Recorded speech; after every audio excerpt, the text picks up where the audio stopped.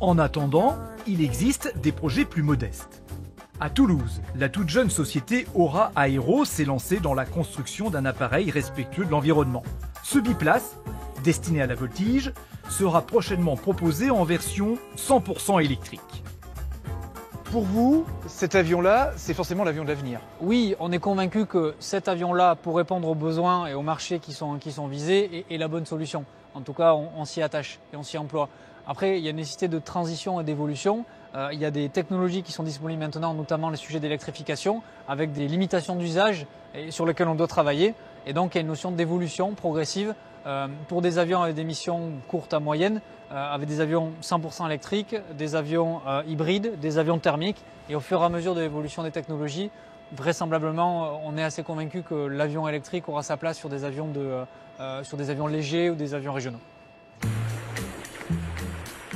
Et d'ailleurs, Aura Aero travaille actuellement sur un appareil spécifique particulièrement adapté au transport régional. Les ingénieurs de la société sont en train de développer un avion à propulsion électrique de 19 places qui pourrait voir le jour en 2026. Ça, c'est le concept. On le verra quand voler celui-là? Donc celui-là, on espère en premier vol fin 2024.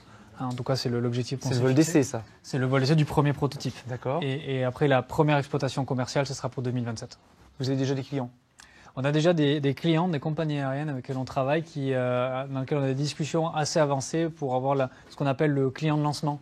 Donc le premier client de l'avion. C'est toujours un acte assez fort parce qu'on co-développe l'avion avec ce client de lancement.